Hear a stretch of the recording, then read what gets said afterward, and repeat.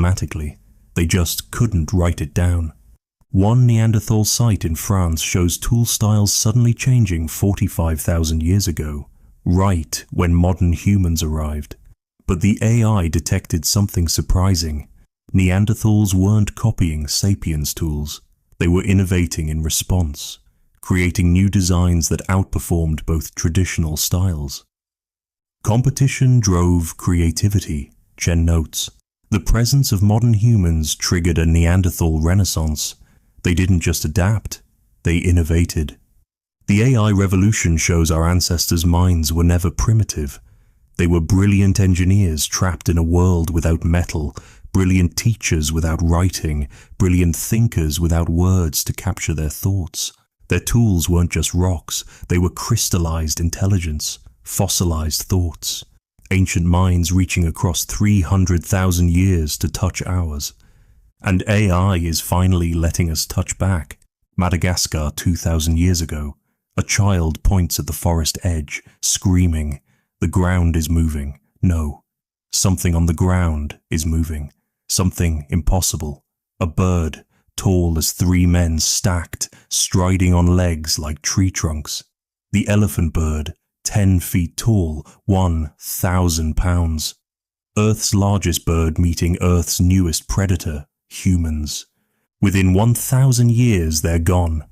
An entire branch of evolution erased. The pattern is global, predictable, and horrifying. Humans arrive. Megafauna die.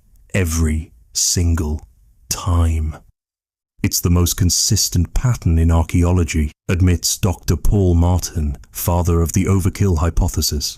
Follow human footprints around the globe. Within 1,000 years, the giants vanish. Australia, Americas, Madagascar, even tiny islands. The equation is simple. Humans plus megafauna equals extinction. The numbers don't lie. Australia, 46,000 years ago, humans land, and within 10,000 years, 90% of large animals extinct. Diprotodon, the 6,000-pound wombat. Megalania, the 20-foot lizard. Thylacoleo, the marsupial lion. Gone, gone, gone. North America, 15,000 years ago, humans cross Beringia. Within 3,000 years, mammoths, giant ground sloths, saber-toothed cats, dire wolves, short-faced bears. Extinct. South America loses 80% of its giants. The pattern repeats like a broken record of death. But here's the disturbing part. It wasn't even hard. Computer models show just 100 human hunters could drive mammoths extinct in 300 years. Not through massive slaughter, just by killing 1 mammoth per hunter per year. That's it. Large animals reproduce slowly, kill just 2% annually, and mathematical extinction becomes inevitable. We didn't need to be bloodthirsty, explains modeler Dr. John Ulroy. We just needed to be slightly better at killing than mammoths were at breeding. The math does the rest. The killing methods were horrifyingly efficient. Drive entire herds off cliffs. Set grasslands ablaze, creating walls of fire. Most disturbing, humans learn to kill babies. Why fight a 10-ton mammoth when you can spear a 200-pound calf? The juveniles died. The species couldn't recover. On New Zealand, the pattern accelerated to nightmare speed. Polynesians arrived 700 years ago. Within 100 years, a human lifetime. Every moa species extinct. 9 species, from 30 to 500 pounds. The Haast's eagle, which preyed on moas, followed them into oblivion. Moas had thrived for 50 million years, notes extinction expert Dr. Richard Holdaway. They survived ice ages, volcanic eruptions, climate shifts, then humans arrived. Game over in a century. The evidence is written in charcoal. Wherever humans went, fire followed. Australia's fire record shows a massive spike when humans arrived. Rainforests that hadn't burned in 100,000 years suddenly ablaze. The giants couldn't adapt to modified landscapes. Some fought back. Cave bear skeletons show human spear wounds, but also human skeletons showing cave bear trauma. Mammoths learned to avoid human scent. Island species fled to mountaintops. It didn't matter. We followed. We always followed. The saddest evidence comes from dung. Mammoth dung disappears from sediment cores within centuries of human arrival. But here's the heartbreak. Pollen records show the plants mammoths ate thrived after their extinction. The ecosystem could still support them. Only one variable had changed. United States. Every culture has flood myths, Martin observed before his death. But we should have extinction myths. Stories of the world we destroyed, the giants we erased, the diversity we simplified into a human-dominated monoculture. The great dying wasn't natural, wasn't inevitable, was entirely, unforgivably human. And it was just the beginning. The baby mammoth took 22 months to develop in the womb.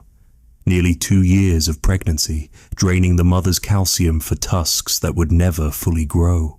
When it finally emerged, a 200-pound newborn in a world of predators, it needed 14 years to reach breeding age if it survived. That's the mathematics of extinction. When you're giant, everything takes longer. Longer pregnancies, longer childhoods, longer between births. In a world where death comes fast, slow reproduction is a death sentence. Large body size was evolution's greatest trap, explains population biologist Dr. Chris Johnson. For 50 million years, being big meant being safe. Then humans arrived and rewrote the rules overnight. Consider the brutal math. A mammoth cow could produce maybe 15 calves in a lifetime if she lived 60 years. A human woman could have that many children by age 30. When humans started hunting mammoth calves, we were killing their future faster than they could replace it. The energy economics were even worse. A mammoth needed 400 pounds of vegetation daily. During ice ages, when grasslands shrank, that meant walking 20 miles per day just to eat. Burning calories to find calories. Living on the edge of starvation even in good times. Then humans disrupted migration routes, set fires that destroyed feeding grounds, claimed water sources. Suddenly, that 20-mile daily walk became 30, then 40. The energy budget collapsed. Giants starved in slow motion. Being large meant you couldn't hide, Johnson continues. Couldn't change diet quickly. Couldn't breed fast enough to offset losses. Every advantage of size became a disadvantage when humans appeared. The fossil record shows the pattern. During previous extinctions, large and small species died equally. But the human-caused extinctions targeted size with sniper precision. Anything over 100 pounds faced exponentially higher extinction risk. Over 1,000 pounds. Virtual death sentence. Take the giant beaver. At 300 pounds it built dams that engineering students study today. Lodges like fortresses. Intelligence comparable to primates. But it took 3 years to reach sexual maturity. Humans could kill 3 generations of regular beavers in that time. Guess which survived. Island species had it worst. On Mediterranean islands, dwarf elephants evolved. Regular elephants shrunk by limited resources. The smallest stood 3 feet tall. You'd think being small would save them. Wrong. They still had elephant reproduction rates. Still took years to mature. Size shrank, but biology didn't adjust fast enough. Evolution works on deep time, explains paleontologist Dr. Victoria Herridge. Species adapt over thousands of generations. Humans change the rules in 1 generation. Evolution couldn't keep pace. The cruelest irony? Many giants were already adapting. Mammoths were developing smaller tusks, less calcium drain, faster maturity. Ground sloths were speeding up, becoming more agile. Cave bears were shifting to more plant-based diets, avoiding competition. Too little, too late. Evolution measures change in millennia. Humans measure it in decades. The few giants that survived tell the story. Elephants made it by being smart, complex societies, long memories teaching young to fear humans. Rhinos survive through sheer aggression. Anything that charges first, asks questions later, has a chance. Hippos lived in water where humans couldn't follow, but survival came at a cost. Modern elephants reach breeding age faster than mammoths did, have shorter pregnancies, smaller tusks. We didn't just kill the giants, we edited the survivors, selecting for traits that could coexist with human predation. Every living megafauna is a Holocaust survivor, Johnson states bluntly. They're the ones who adapted to us. The rest are bones in museums. Size once meant safety, strength, dominance. Humans made it mean death, and we're still making that true, one elephant at a time. Gibraltar 28,000 years ago. She doesn't know she's the last. How could she? Her kind have owned this rock for 200,000 years. The sea provides, the caves shelter. Tomorrow will be like yesterday. It always has been, but her band number's only 12 now. 3 adult females, 2 males, 7 children, none thriving. They haven't seen others of their kind in 5 winters. The smoke from their fires draws no visitors. Their calls echo off limestone cliffs, unanswered. Dr. Clive Finlayson stands in Gorham's cave, reading her story in sediment layers. The last Neanderthals weren't primitive stragglers. They were innovators, adapting, surviving against impossible odds. They just ran out of time. The evidence is heartbreaking in its humanity. These final Neanderthals developed new technologies, sophisticated hearths, advanced stone tools, even abstract art. Hash marks on the cave wall that might be calendars, or counts of days since they'd seen their own kind. She was probably born here, in this cave. Learned to nap flint where the light was best. Gathered limpets from the same rock pools her grandmother had. The cave walls preserve her handprints, smaller than expected, almost delicate. A person, not a specimen. Her DNA, extracted from a wisdom tooth, tells of centuries of inbreeding. Her parents were related. Her grandparents were related. The genetic diversity that once spanned continents had collapsed to a single extended family, copying themselves into extinction. They were suffering mutational meltdown, explains geneticist Dr. Love Dalen. Small populations accumulate harmful mutations, each generation slightly less viable than the last. They didn't die from a single cause. They died from 1,000 tiny cuts. But still, she persisted. Seal bones show sophisticated hunting, waiting at haul-out sites, timing kills for maximum efficiency. Pigeon bones indicate they were trapping birds, possibly with nets. Shellfish remains suggest scheduled harvesting, letting populations recover. These weren't desperate scavengers, but careful resource managers. The charcoal tells darker stories. Burning patterns show they were using fire defensively, creating barriers, signaling, perhaps trying to seem more numerous than they were. One hearth contained burned ibex horn, which creates dense smoke.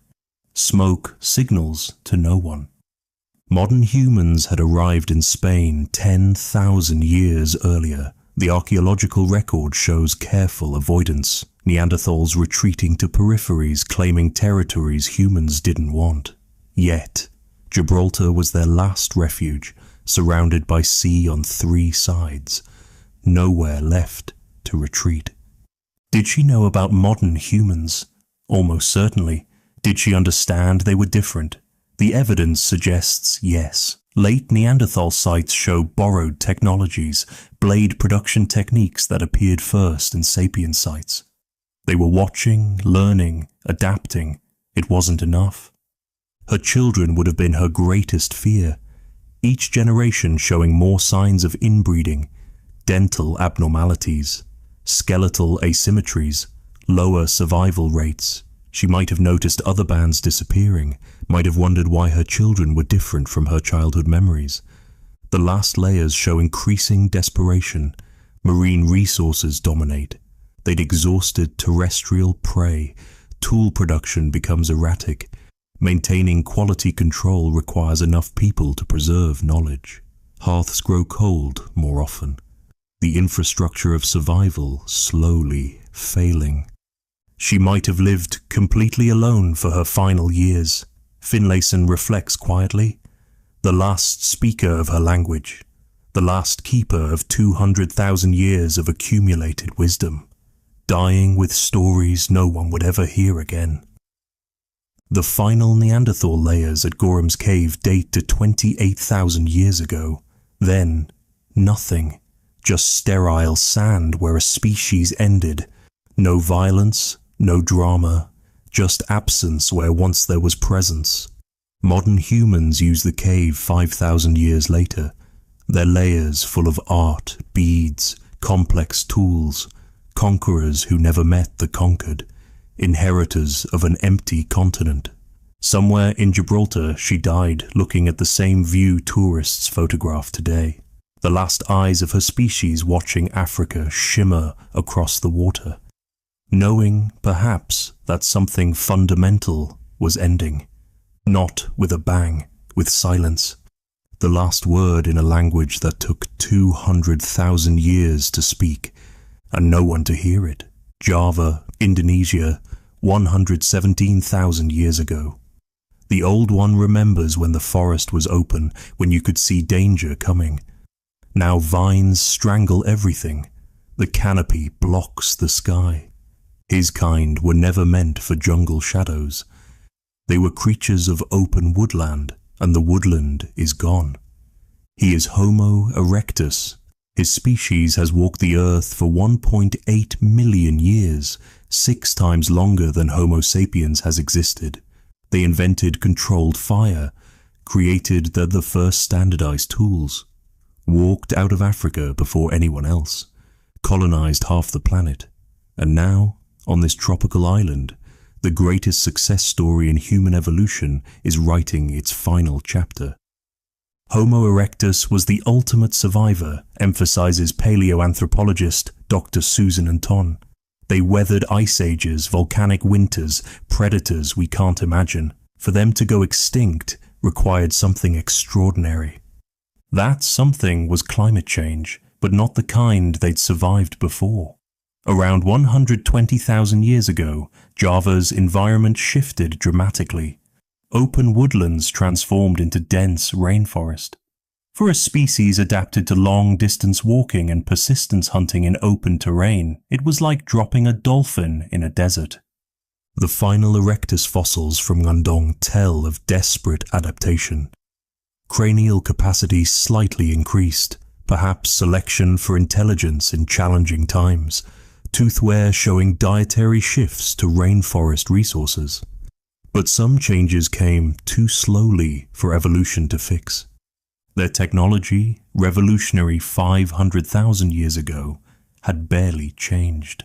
The same Acheulean hand axes their ancestors carried out of Africa, perfect for butchering carcasses in open country. Useless for the fruit-gathering, tree-climbing existence the rainforest demanded. They were trapped by their own success.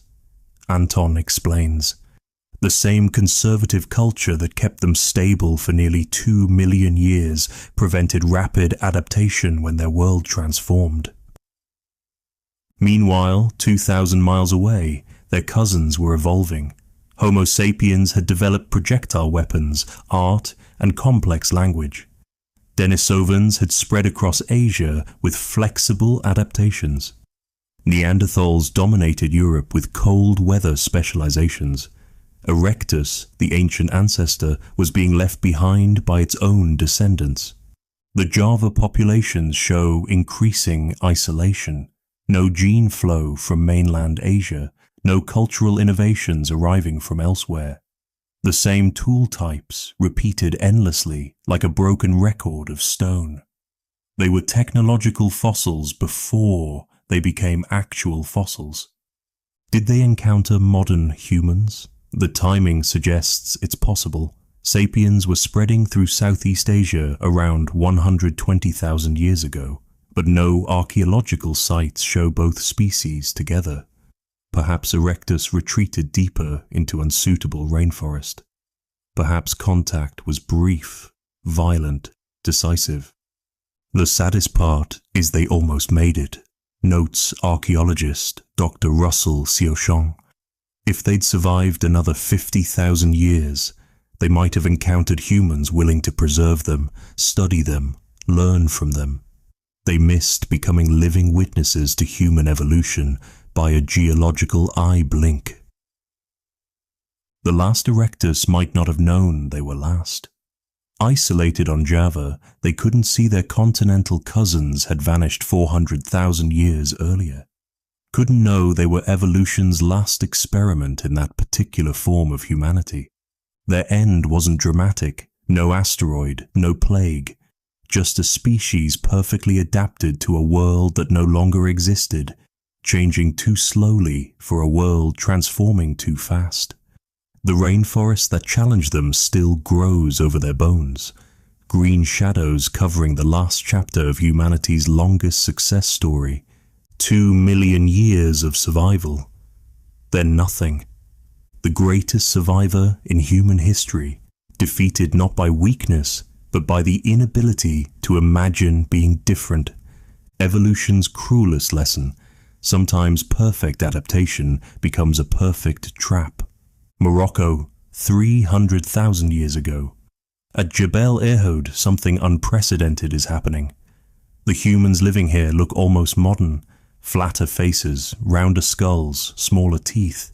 But it's what's happening inside those rounder skulls that will change everything. They're thinking differently. Africa was humanity's ultimate laboratory, explains paleoanthropologist Dr. Chris Stringer. While other continents harbored single human species perfectly adapted to local conditions, Africa churned out variation after variation. We weren't the best at anything, we were adequate at everything. The numbers tell the story. Neanderthals occupied Europe and Western Asia, a respectable range.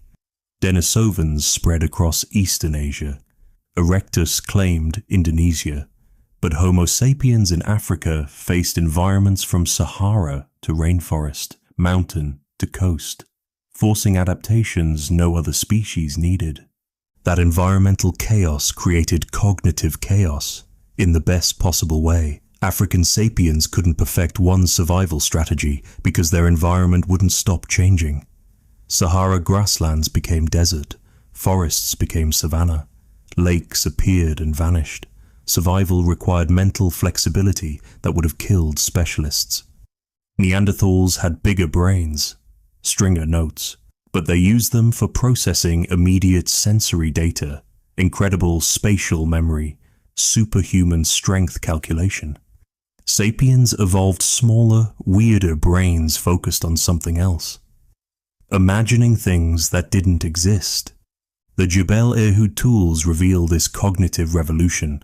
Unlike Neanderthal tools that remained unchanged for millennia, Sapiens tools show constant experimentation, failed designs, weird innovations, a technological ADHD that created more failures than successes, but the successes accumulated. African genetics tell another story.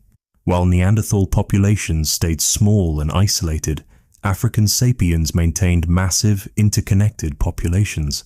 Ideas could spread, innovations could combine. A better spear design from the north could merge with a plant processing technique from the south. Population size might have been our superpower, suggests geneticist Dr. Sarah Tishkoff. Neanderthals had 10,000 individuals maximum. African sapiens had millions. More people means more mutations, more innovations, more chances for genius. But the real advantage was social. African sites show evidence of symbolic behavior, ochre use, beads, possible art. 100,000 years before such things appeared elsewhere. These weren't just decorations, they were social signals, group identifiers, ways to recognize allies and enemies at distance. Language likely evolved here too. The diversity of African environments demanded complex communication. You can't persistence hunt without coordinating, can't gather efficiently without sharing information, can't survive seasonal variations without planning. Every challenge drove communication complexity. Neanderthals might have had language, linguist Dr. Dediu speculates, but African sapiens had gossip, stories, lies, abstract concepts. We didn't just describe the world, we created alternate realities through words. When climate chaos 70,000 years ago nearly exterminated humanity, the famous bottleneck where we dropped to maybe 10,000 individuals, African adaptability saved us. Coastal populations learned to harvest shellfish. Interior groups developed new hunting strategies. Someone, somewhere, figured out how to survive, and told others. The excavations at Jebel Irhoud continue revealing surprises. Fire-treated tools showing industrial-level production, possible trade goods from hundreds of miles away, evidence of planning that extended beyond seasons to years. These weren't just humans, they were project managers. Every human alive today carries African innovations in their neurons. Stringer concludes, the cognitive toolkit that conquered the planet was forged in African chaos. We didn't evolve to dominate. We evolved to adapt. An adaptation, it turns out, dominates everything. 300,000 years ago, in a Moroccan cave, the future was being born. Not in muscle or brain size, but in mental flexibility. The ability to imagine tomorrow differently than today. Every other human species perfected their present. Only African sapiens invented the future. And that made all the difference. The skeleton shouldn't exist. Half buried in Ukrainian permafrost, the mammoth shows damage that makes forensic investigators queasy. Not a random butchery, surgical dismemberment. Each cut mark tells a story of terrifying efficiency. Someone 15,000 years ago understood anatomy better than some modern butchers. This wasn't survival hunting, whispers Dr. Olena Kuzmina, examining cuts that section the mammoth at every joint. This was industrial processing. They had a system. Welcome to Prehistoric CSI, where every bone tells a murder story. The forensic revolution in archaeology began when scientists started treating dig sites like crime scenes. Suddenly, tooth marks revealed killer identities. Blood residue on stone tools exposed 20,000-year-old DNA. Microscopic analysis showed exactly which organ each tool touched first. At Schöningen, Germany, horses weren't just killed, they were executed. Spear wounds clustered around the heart and lungs with sniper precision. No wasted throws, no panicked stabbing.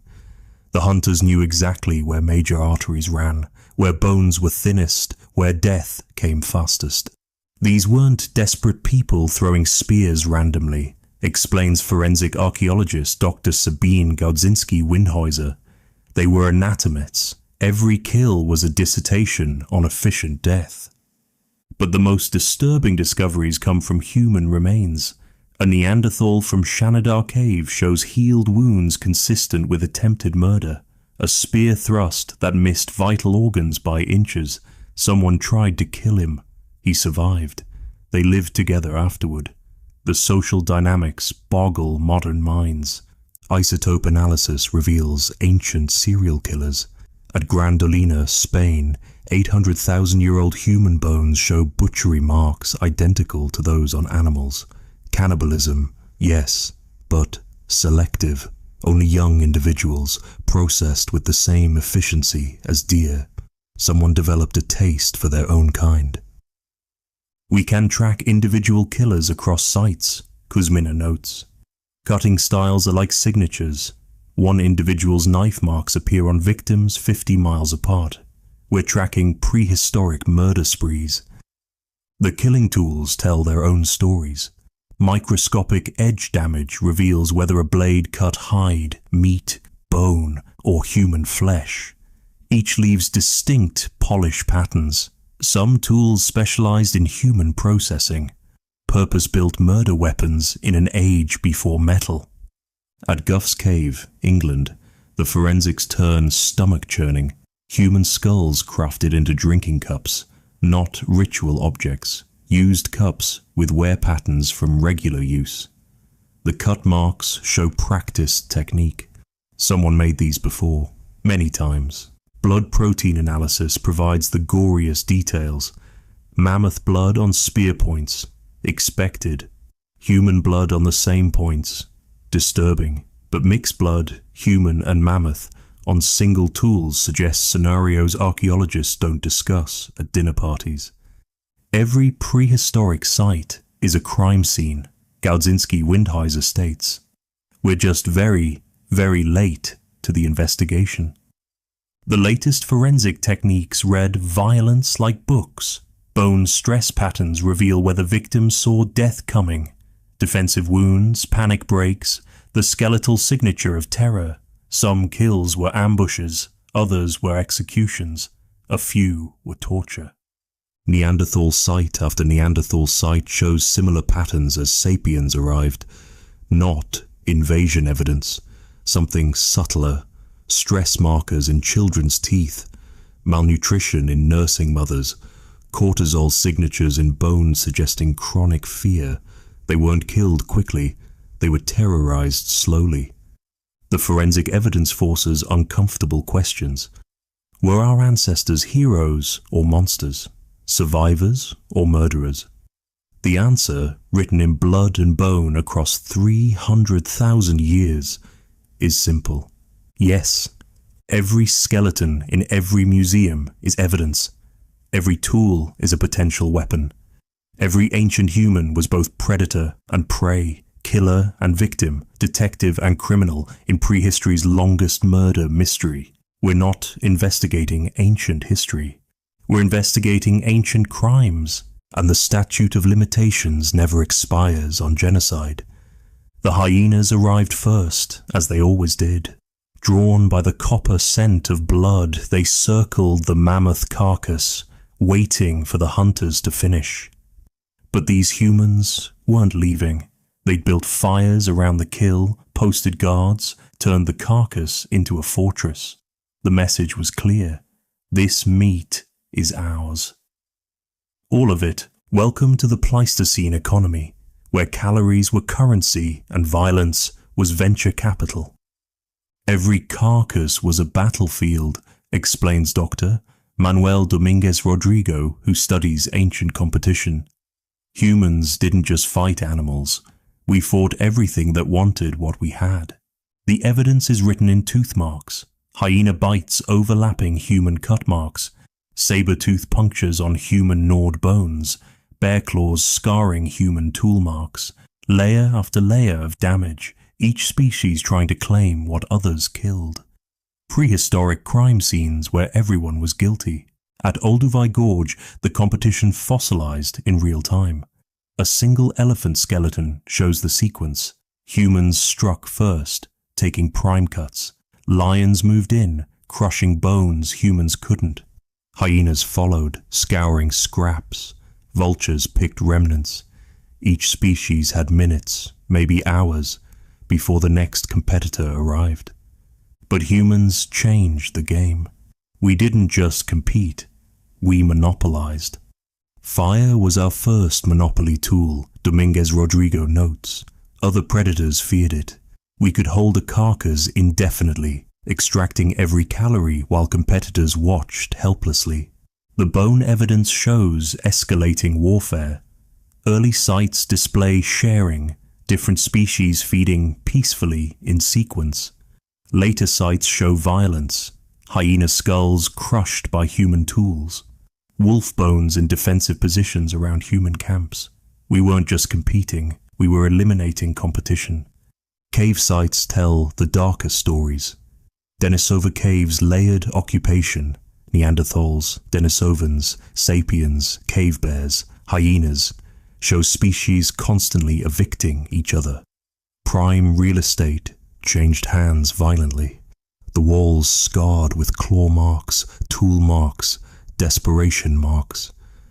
Caves were prehistoric Manhattan apartments, jokes archaeologist Dr. Bensi Viola. Everyone wanted them, nobody wanted to share. Eviction meant death. The competition shaped our evolution. Humans developed throwing spears partly to defend carcasses from distance. Cooperative hunting meant overwhelming force at kill sites. Language allowed coordinating defense strategies. Every human innovation was partly anti-competition technology. But the strangest evidence comes from processed bones themselves. Cut mark analysis shows humans often took the worst parts, organs, marrow, brains, leaving muscle meat for scavengers. Were we avoiding conflict? Or did we discover nutrients others missed? Humans became marrow specialists because it was the only niche available, suggests Dr. Jessica Thompson. Lions took meat, hyenas crushed bones. We invented tools to access what nobody else could. Competition drove innovation. The bone wars intensified as humans improved. By 50,000 years ago, sites show complete carcass processing, nothing left for competitors. Bones burned for fuel after marrow extraction, hides taken for clothing, tendons for rope. We weren't just feeding, we were strip mining corpses. Other species adapted or died. European cave bears competing for shelters went extinct. Hyenas, outcompeted for carcasses, shrank in size and range. Wolves learned to follow humans, eventually becoming dogs. Submit or starve. Those were the options. One cave in Spain preserved the ultimate bone war. Human and hyena remains intermixed, both showing consumption marks, mutual cannibalism, each species eating the other during desperate winters. The competition had become so intense that competitors themselves became food. We won the bone wars by changing the rules, Dominguez Rodrigo concludes. Other species fought over carcasses, we fought over ecosystems, they competed for meals, we competed for the future. Today's humans buy packaged meat, oblivious to the 300,000-year war that made it possible. Every supermarket represents victory in a competition that killed entire species. We don't fight hyenas for carcasses anymore. We killed all the hyenas. The bone wars are over. We won by ensuring there was nobody left to fight.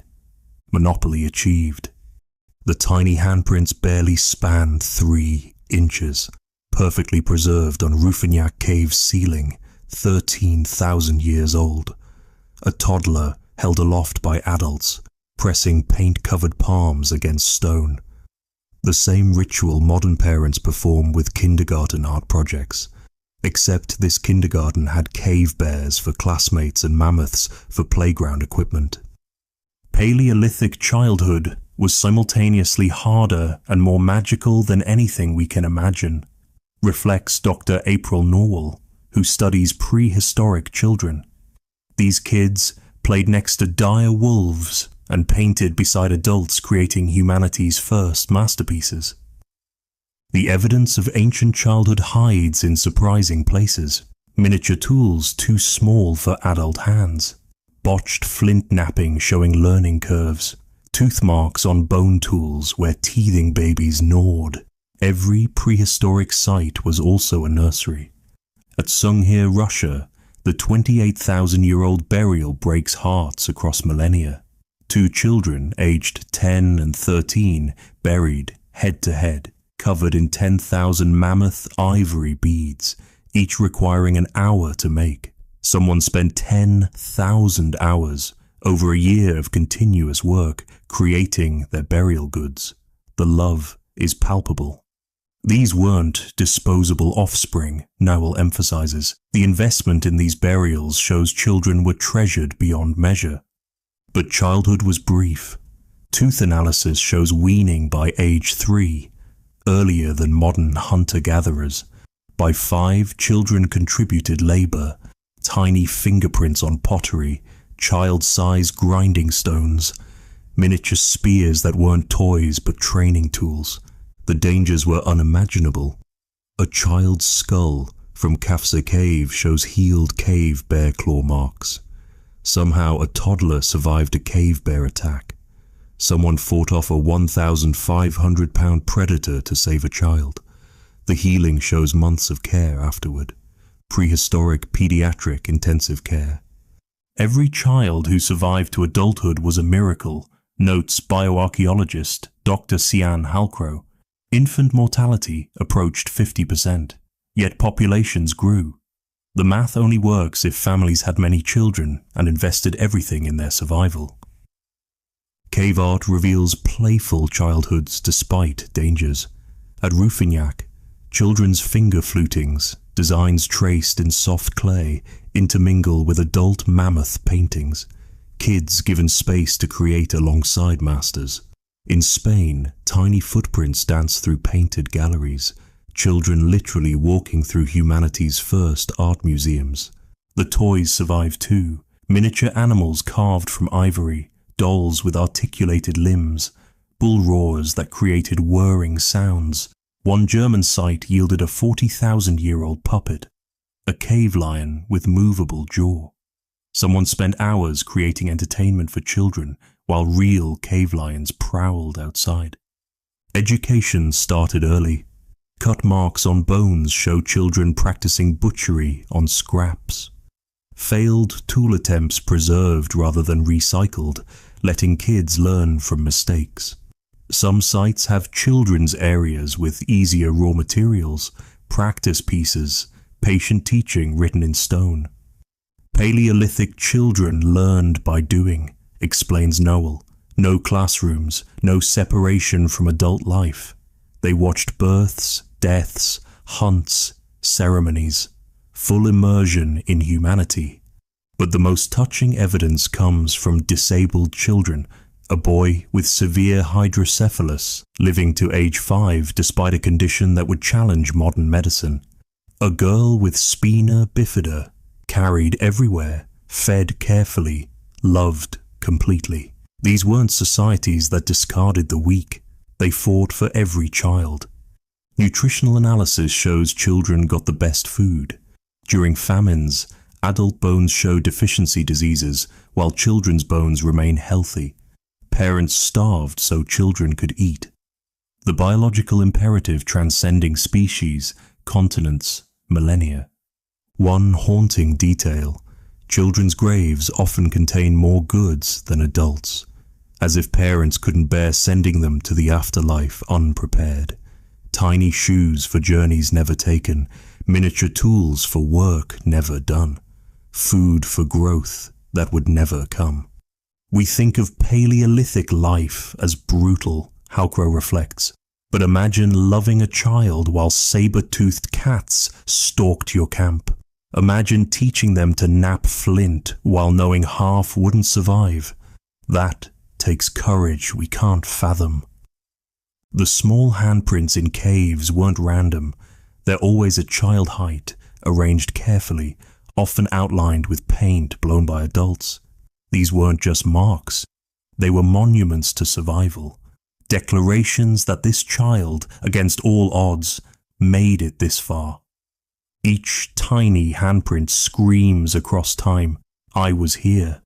I mattered. Someone loved me enough to lift me up and help me touch eternity. In a world where childhood was measured in months, not years, every handprint was a victory, every toy, a testament to hope, every child who lived, a miracle that enabled our existence. We are all descendants of Ice Age children who played with death and won. The field notes are clinical, but Dr. Eric Trinkhouse's hands shake as he writes them. Vindija Cave, Croatia, layer G1. The bone fragment is unmistakably Neanderthal, the distinctive occipital bun, the robust build. But the radiocarbon date reads 28,000 years ago, 4,000 years later than any other Neanderthal remains. If confirmed, he's holding the last Neanderthal, the final member of our sister species, the day humanity became truly alone. That moment, when the last non-sapiens human died, was the most profound in our history, Drinkhouse reflects. For the first time in 300,000 years, only one human species walked the earth. We became unique by becoming alone. But when was that moment, and who died last? The evidence scatters across continents like a murder mystery with too many suspects. Neanderthals vanished from Europe around 40,000 years ago, except for Gibraltar's holdouts.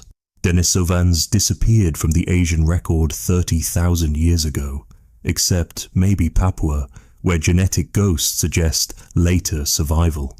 Homo erectus blinked out 110,000 years ago, unless the Flores hobbits were dwarf descendants. Each claimed last fossil gets challenged, redated, reinterpreted. The extinction dates keep moving, like goalposts in a game where everyone already lost. We're chasing shadows, admits archaeologist Dr. João Zillo. The last Neanderthal probably died unnoticed in some cave we'll never find. The last Denisovan might have drowned crossing to an island. These weren't grand exits, they were whimpers in the dark. But somewhere, somewhen, it happened. The last one died. Picture her.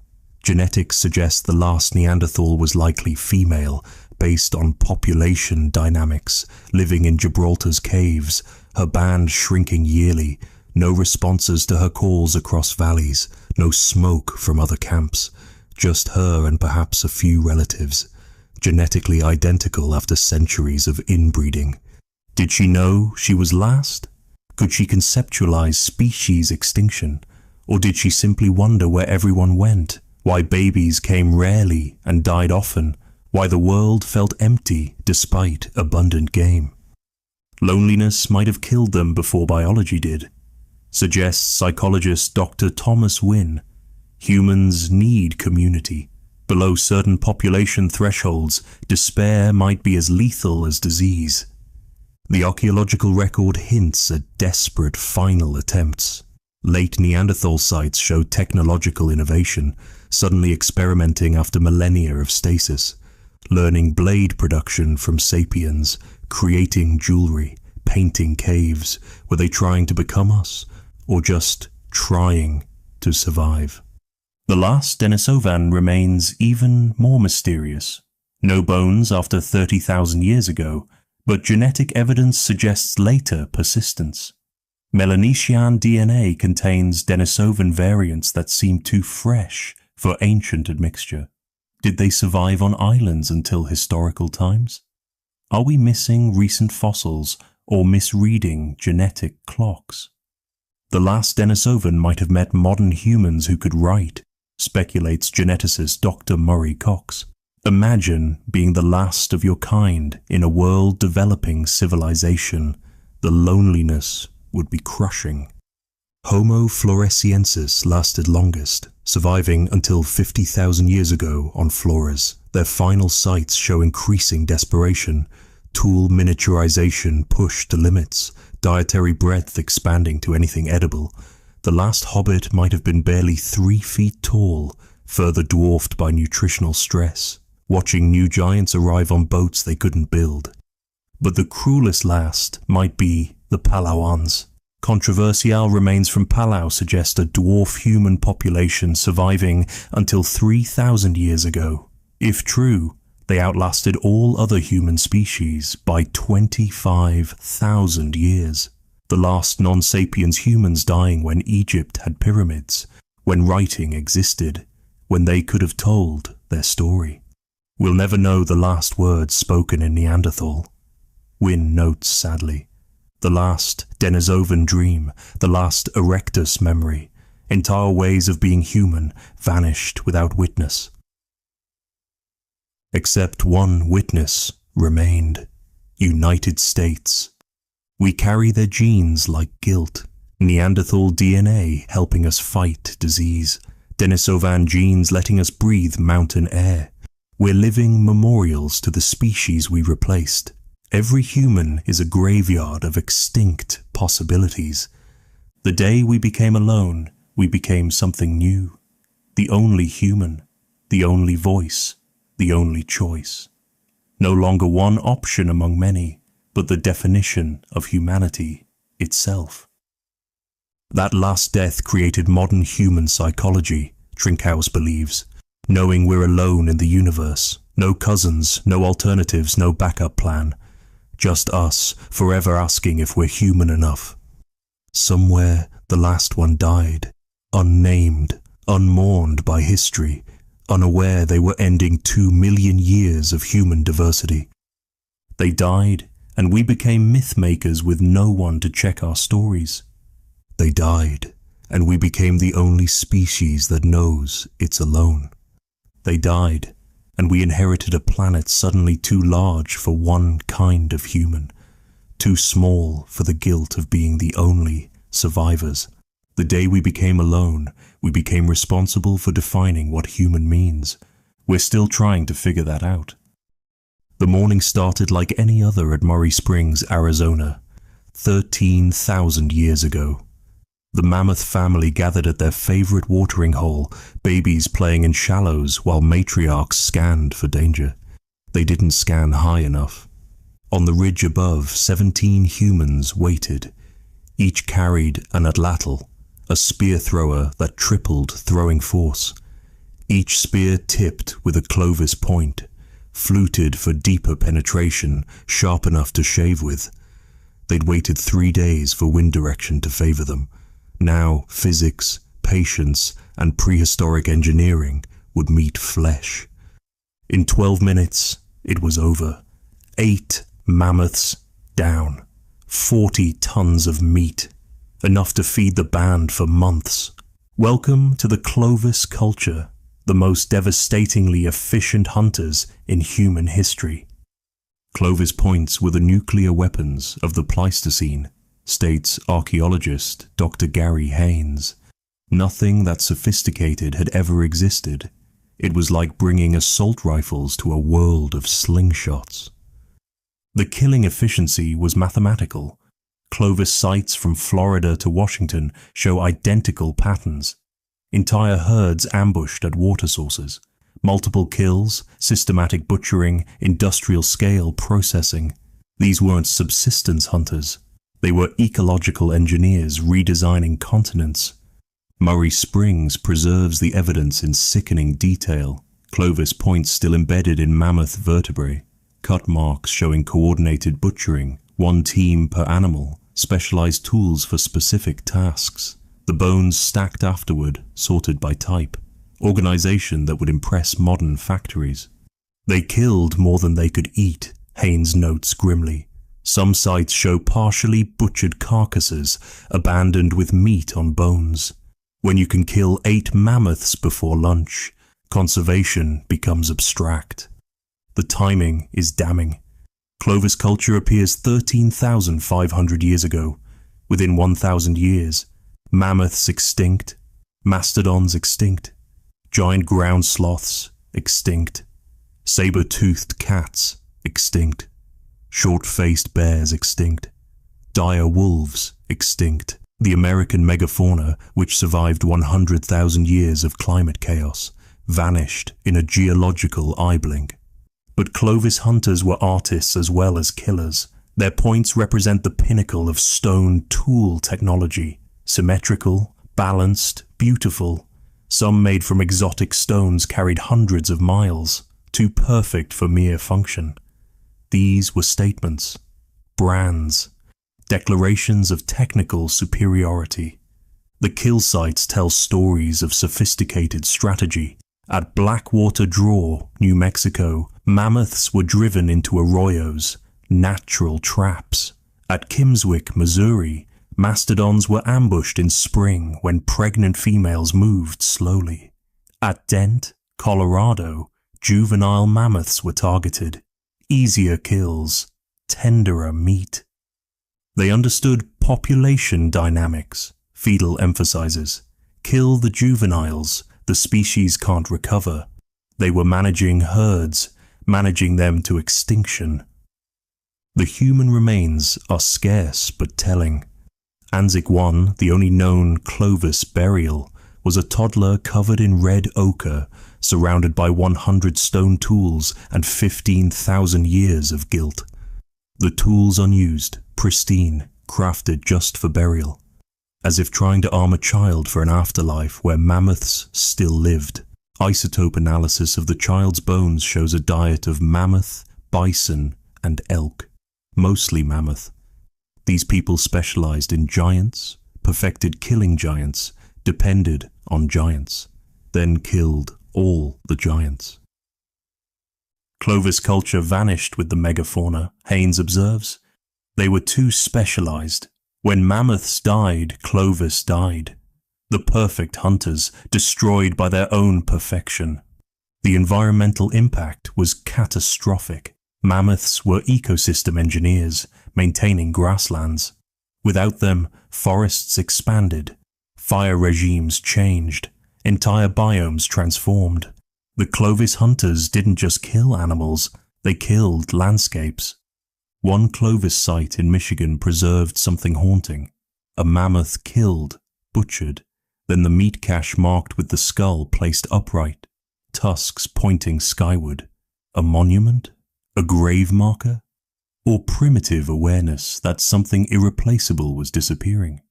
Every Clovis point in every museum is evidence, Fiedel states bluntly. Beautiful evidence.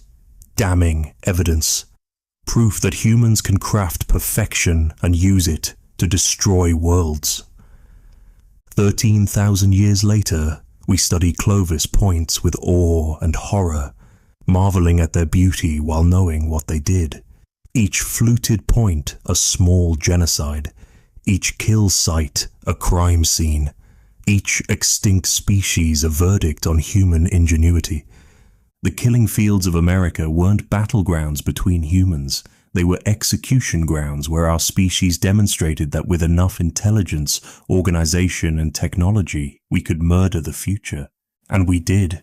With style, with art, with points so perfect that 13,000 years later, we still can't improve the design.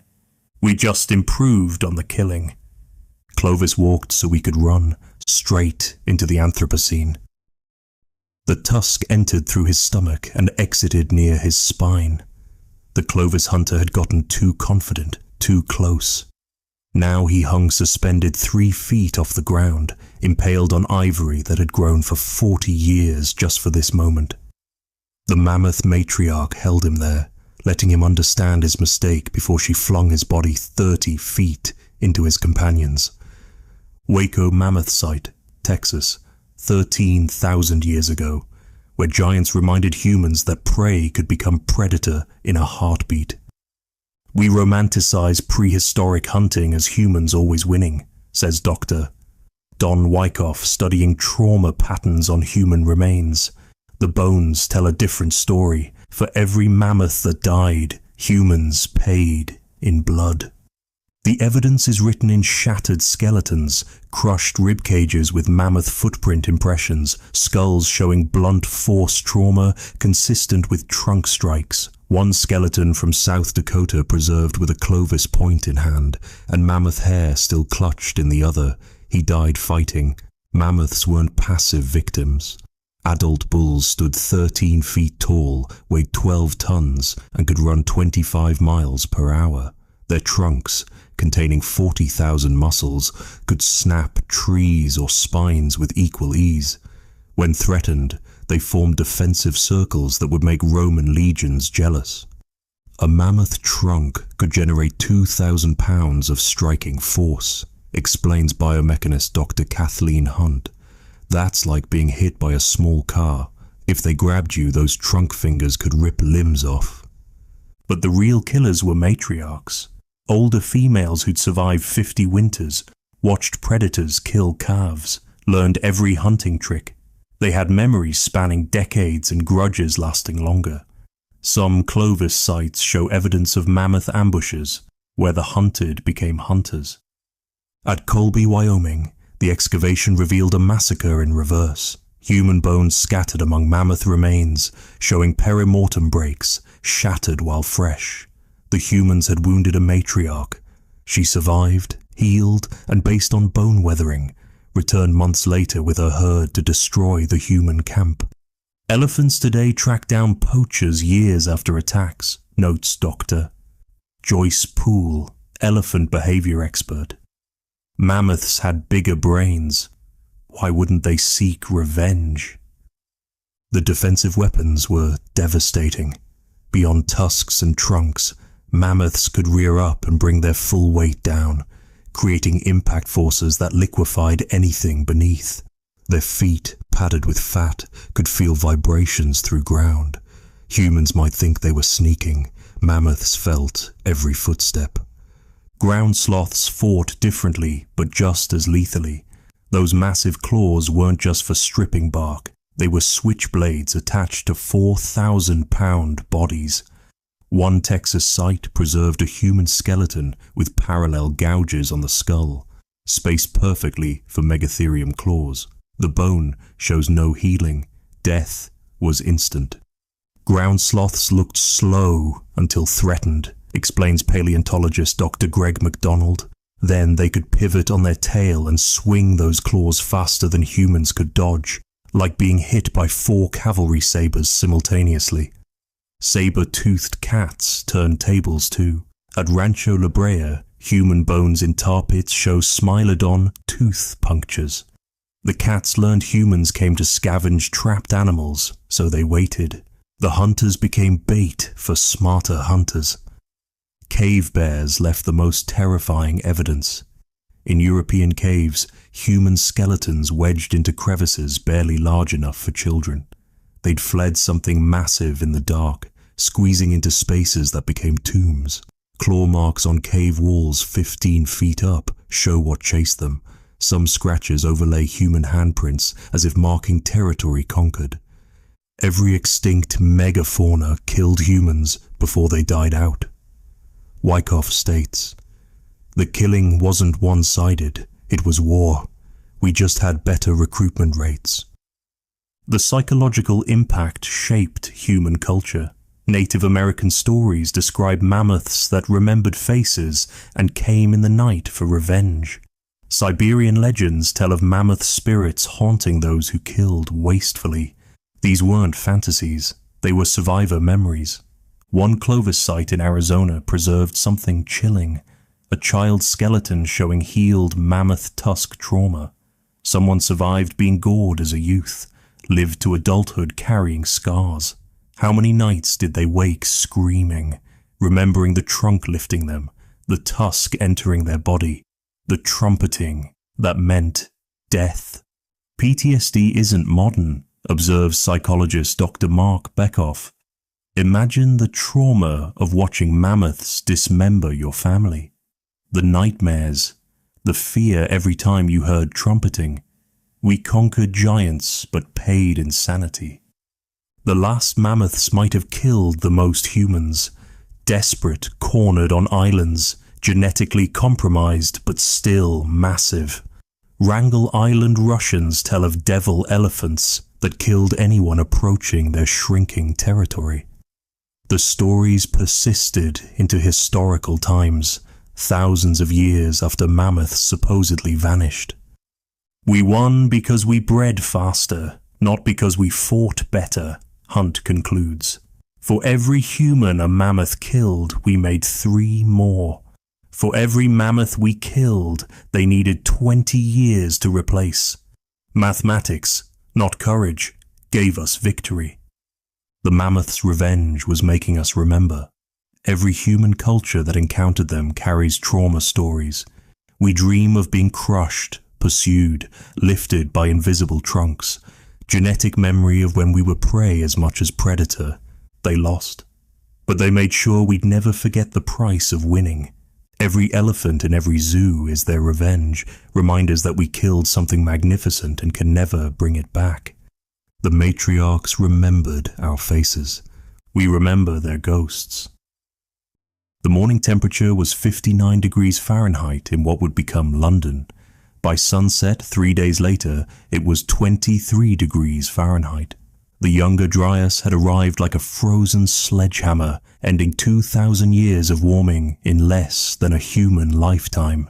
Rivers froze mid-flow, forests died standing, and the last mammoths, already stressed by human hunting, faced an enemy no tusks could gore.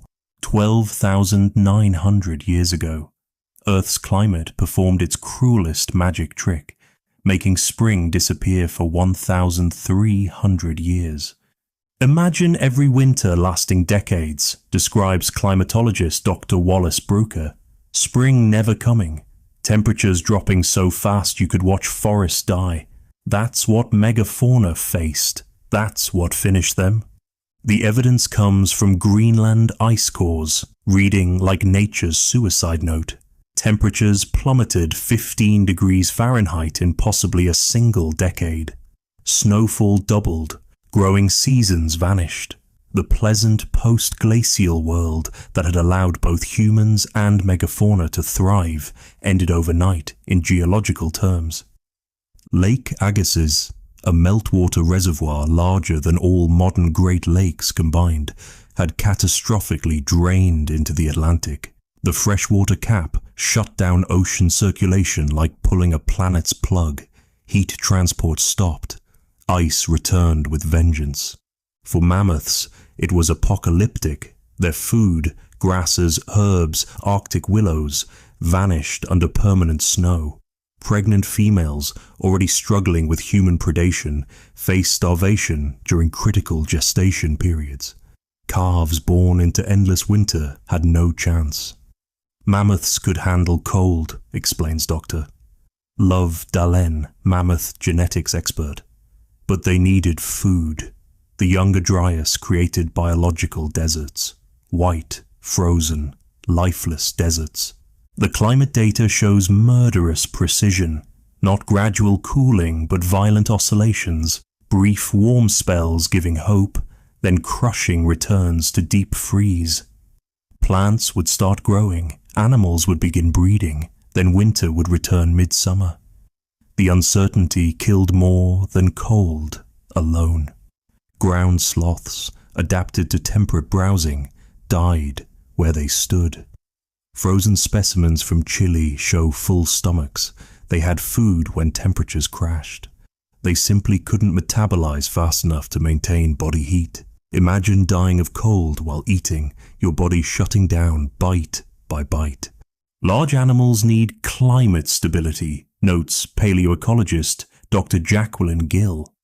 They can't migrate fast enough to escape continental scale cooling, can't adapt their physiology in one generation. The younger Dryas was an extinction machine designed for giants. But here's the twist. Humans thrived. Archaeological sites from the younger Dryas show population explosions. Technological innovation accelerated. Art flourished. While megafauna died, humans invented new weapons, new shelters, new ways to survive. We were the rats of the Pleistocene, adaptable, clever, thriving in chaos.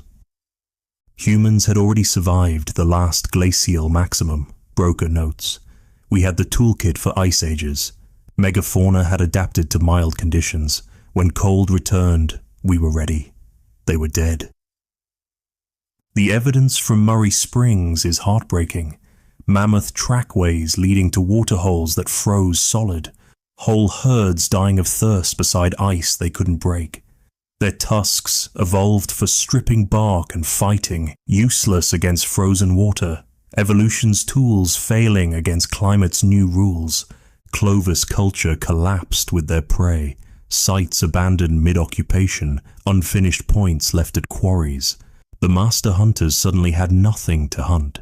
Within centuries, Clovis technology vanished, replaced by smaller points for smaller prey. The age of giants was over. Climate change finished what humans started, states Dr. Paul Martin grimly. We weakened megafauna populations. The younger Dryas delivered the killing blow. Together, we created North America's empty ecosystem. The timing was exquisite in its cruelty. Just as megafauna populations might have recovered from human hunting, climate turned hostile. Just as they might have adapted to new climate, humans intensified hunting. Caught between ice and spears, giants had nowhere to run. Pollen records show the transformation: diverse herb communities, mammoth food, replaced by monotonous sedges, nutritious browse replaced by woody shrubs. The Pleistocene salad bar closed, replaced by climate's bread and water. Except there was no bread, and the water was ice. The Younger Dryas wasn't just climate change, Gill emphasizes, it was climate chaos. Predictability died, seasonal patterns died, everything megafauna relied on died, except humans. The last mammoth at Wrangel Island survived by finding the one place Younger Dryas couldn't reach. An Arctic island with maritime climate buffering. They lasted 8,000 more years in their frozen prison. When they finally died, it wasn't from cold. It was from inbreeding, isolation, and irrelevance. Climate's final blow wasn't just temperature, it was timing. It was hitting giants when they were down. It was changing rules after the game was almost over. It was ensuring that even if humans had vanished, megafauna couldn't recover. 13,000 years later, we're changing climate again. Faster than the Younger Dryas, more dramatically than any ice age. We learn nothing from climate's final blow except how to deliver our own. The mammoths would recognize our handiwork, if any were left to see it. The old woman remembered, at 90 winters, ancient beyond measure in a world where 30 was elderly. She was the last person alive who'd seen them. The mammoths. She'd been 8 when the final herd passed through the valley. 7 adults, 3 calves, ribs showing through patchy fur. They'd trumpeted all night, calling for others who never came. Her grandchildren thought she was making up stories. Hairy elephants? Impossible. But she remembered their eyes. Intelligent, desperate, almost human in their recognition that something was ending. The psychological impact of witnessing extinction is unimaginable, reflects Dr. Rosemary Joyce, studying trauma in ancient populations. These people watched Earth empty. They saw diversity collapse. They knew they were responsible. The evidence hides in unexpected places. Cave art changes dramatically after megafauna extinctions. Where once humans painted living animals in dynamic poses, later art shows skeletal remains, ghostly outlines, anatomically impossible creatures, as if trying to remember what they'd lost. At Lascaux, painted 17,000 years ago, animals dance with life. At Neo, painted 3,000 years later, the animals are static, formal, already becoming mythology. The artists were painting memories, not models. They were documenting ghosts, explains art historian Dr. Paul Barn. Later, cave art isn't observation, it's mourning. They were trying to preserve what they'd helped destroy. Oral traditions preserve the guilt. Native American stories describe the time of great dying when animals departed. Aboriginal Australian Dreamtime tells of when giants walked away into the sky. Siberian myths explain how humans broke the agreement with mammoths, causing their disappearance. These aren't fantasies, they're cultural PTSD. The archaeological record shows behavioral changes after extinctions. Hunting rituals became elaborate, apologetic. Cultures developed taboos against killing pregnant females, too late for mammoths, but applied to surviving species. Shamanic practices focused on appeasing angry animal spirits.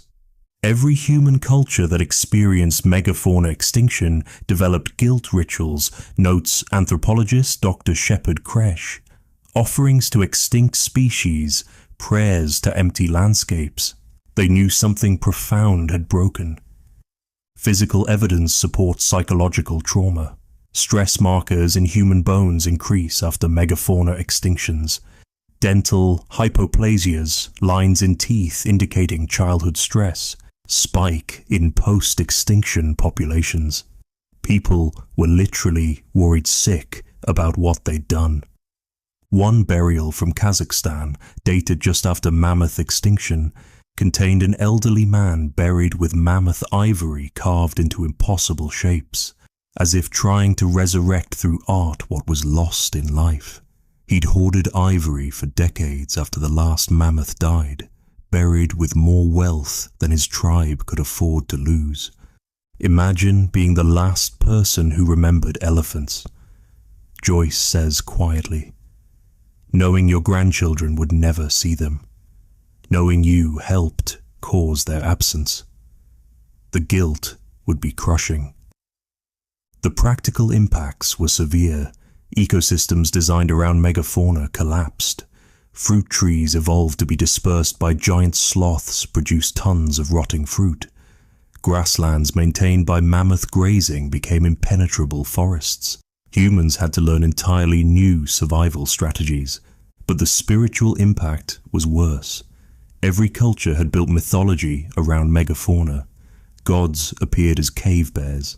Ancestors rode mammoths. Shamans shapeshifted into saber-toothed cats.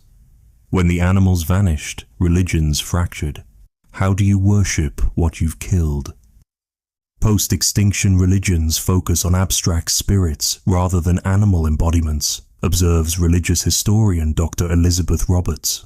Gods became invisible because the visible ones were extinct. Humanity's first theological crisis was self-inflicted. The survivor generation tried desperately to pass on memories. Cave paintings became more detailed, as if precision could resurrect. Ivory carvings became miniaturized, portable, mammoth memories you could carry. Stories elaborated into epics, trying to capture not just appearance but essence. Children born after extinctions faced a diminished world. Where parents described horizons black with bison, children saw dozens. Where grandparents remembered mammoth highways, children found overgrown trails. Each generation's normal was the previous generation's apocalypse.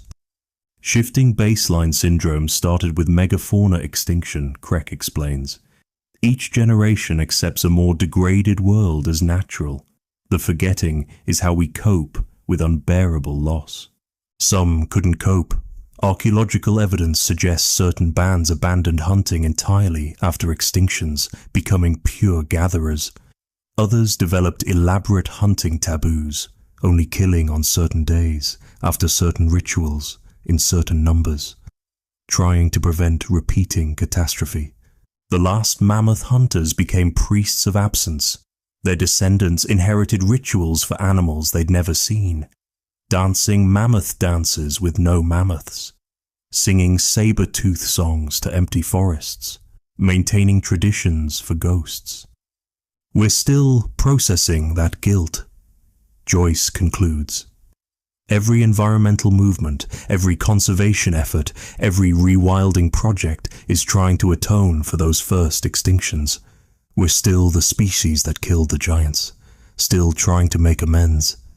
The old woman died without seeing another mammoth, but she died trying to make others remember, painting on cave walls with arthritic hands, carving ivory with failing eyes, telling stories until her voice gave out. She succeeded. Dr. Sarah Martinez holds the femur up to fluorescent light, reading tragedy in calcium. The growth lines tell a story. Normal childhood, sudden stress at age 12, slow recovery, another crash at 15, death at 17. This teenage mammoth lived through the extinction, its bones recording ecological collapse in real time.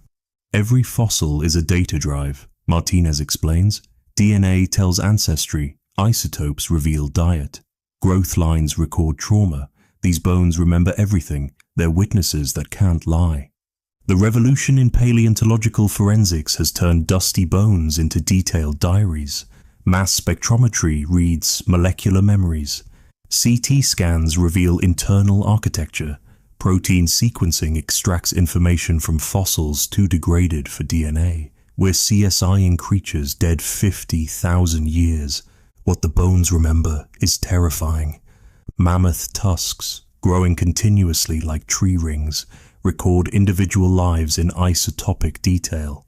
One Siberian tusk shows a female who migrated 400 miles annually for 40 years, then suddenly stopped.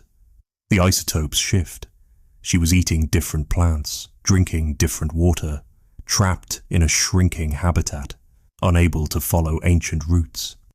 She died where mammoths never lived, notes Dr. Daniel Fisher, reading her tusk. Lost, confused in an ecosystem that no longer made sense. The bones remember being lost. Tooth wear tells dietary desperation. Late-stage mammoths show enamel ground to nothing from eating bark, soil, anything to fill stomachs. Saber-toothed cats with broken teeth from trying to crack bones they'd previously ignored. Giants starving in lands of plenty because their plenty had vanished. Stress markers in bones speak of population collapse. Harris lines, dense bone indicating growth stoppage, appear in 90% of late Pleistocene juveniles. Children weren't growing normally.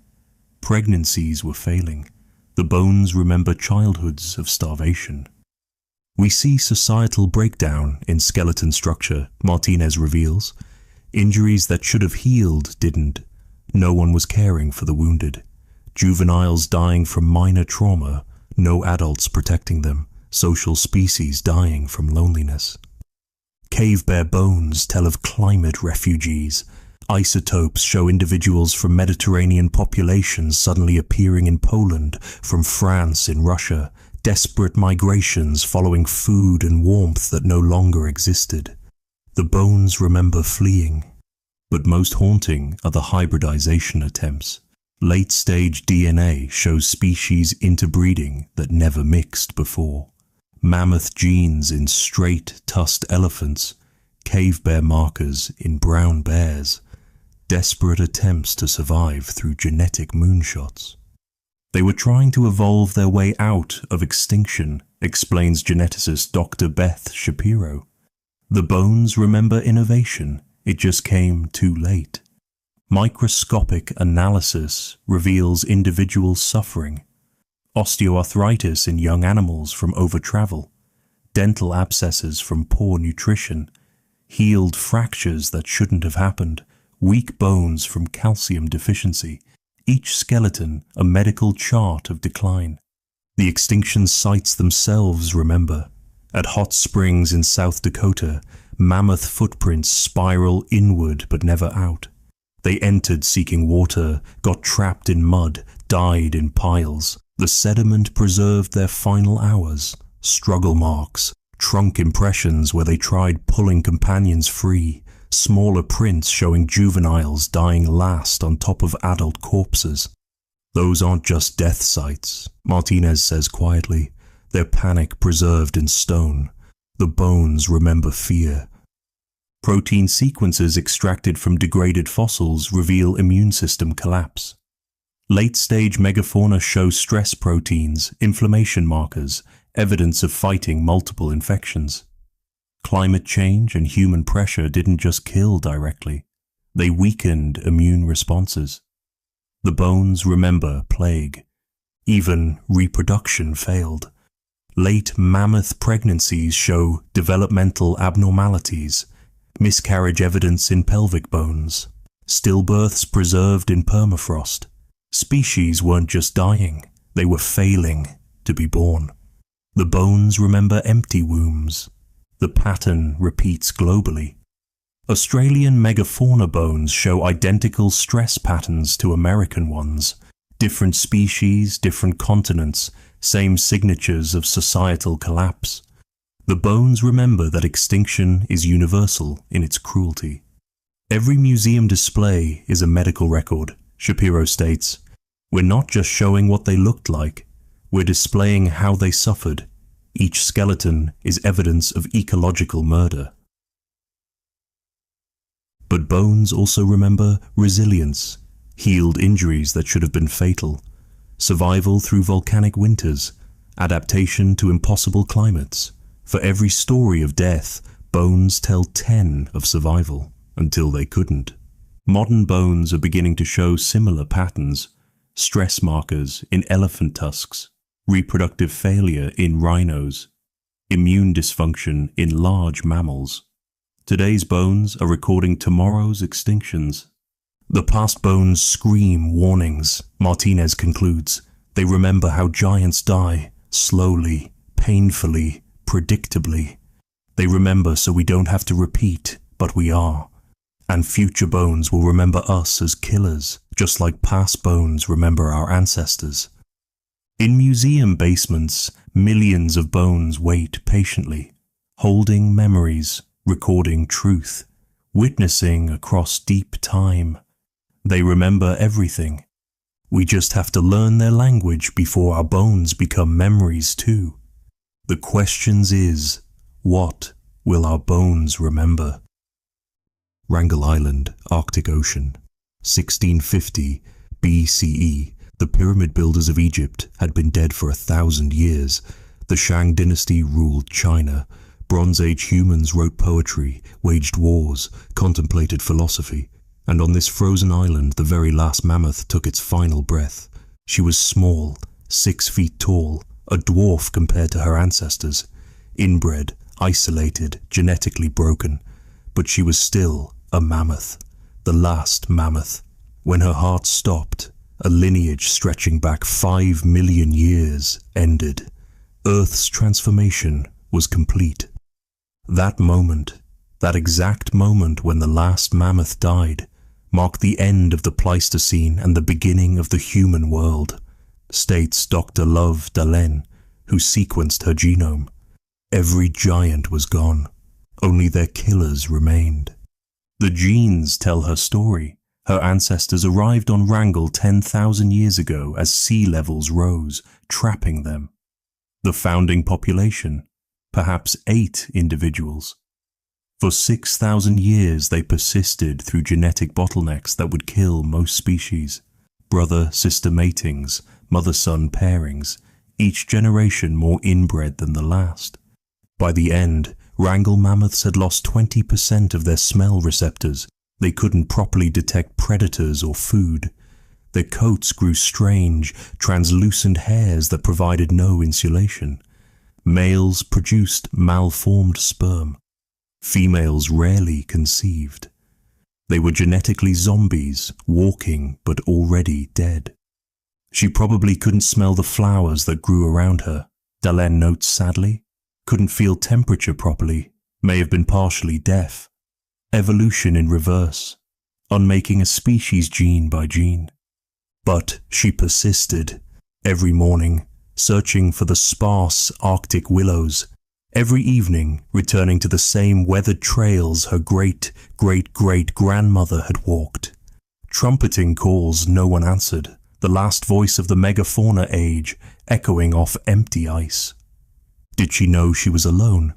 Elephants understand death, mourn their dead, return to graveyards. Did she visit the bones of her herd, trying to wake them? Did she understand that no answer would ever come? The day she died, from disease, starvation, or simple genetic collapse, nobody noticed. No humans lived on Wrangel then. No witnesses recorded Earth's greatest dynasty ending. She fell, probably by water like elephants prefer, and the Arctic claimed her, the last giant, gone. With her died more than a species, an entire way of being ended. For 50 million years, giants had engineered Earth's ecosystems. Mammoths maintained grasslands, ground sloths dispersed seeds, megafauna migrations moved nutrients across continents, their footsteps shaped rivers, their grazing created meadows, their deaths fed forests. When the last giant fell, Earth's metabolism changed, explains ecologist Dr. Sergei Zimov. Energy flow, nutrient cycling, even atmospheric chemistry shifted. The planet literally breathes differently without megafauna.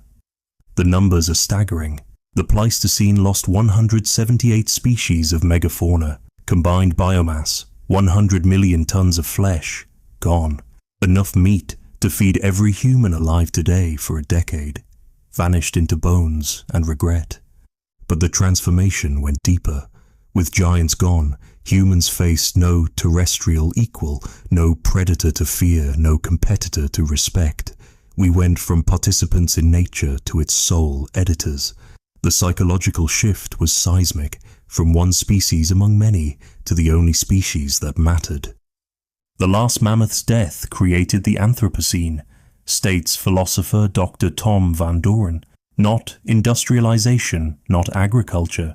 The moment we became Earth's only giant, everything since has been consequence. Today, Wrangel Island is empty tundra, mammoth trails still visible but unused. Their wallows holding water but no bathers. Tourists visit, take photos, leave. Few realize they're standing where Earth's age of giants officially ended. Scientists have extracted intact DNA from Wrangel mammoths. Cloning is theoretically possible. We could resurrect them, create new herds, return trumpeting to the Arctic. But they'd return to an alien world. No mammoth steppe to graze, no migration routes to follow, no other giants to share the planet. Genetic resurrection without ecological resurrection is just elaborate taxidermy. We can bring back their bodies, Delenn concludes. We can't bring back their world. The last giant didn't just die, an entire Earth died with her. The last mammoth fell on an island humans hadn't reached, from causes humans didn't directly inflict, but she fell because of us. Because we'd killed the mainland herds, destroyed the habitats, broken the climate. Her death was our signature written in slow motion across 10,000 years. She was the period at the end of Earth's longest sentence, the final note in a song that began with the first mammals and ended with their biggest descendants dying alone. When she fell, the age of giants fell with her. Now we live in the echo of her silence. Every empty grassland remembers mammoth footsteps. Every forest grows where giants once prevented it.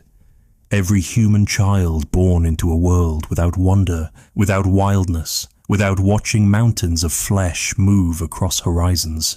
We gained the earth by emptying it, inherited a planet by making it lifeless, became the only giants by killing all the others. The last mammoth has been dead for 3,674 years. Her species is gone. Her ecosystem is gone. Her world is gone. But her accusation remains, written in every strand of DNA we extract from her frozen cells. We were here, we mattered, you killed us, and now you're alone with what you've done. The transformation is complete. The giants are fallen. The earth is ours. The question is, what will we do with an empty kingdom? The last mammoth knew the answer. That's why she died, looking toward the mainland, toward the world that had forgotten how to hold giants, toward the future where only human footprints would matter. She saw us coming. She knew what we'd do. The last giant fell, and we rose on her bones to claim a throne no one else wanted. Rulers of ruins. Kings of silence. The only giants left on a planet too small for the guilt of being alone. Welcome to the Anthropocene. Population U.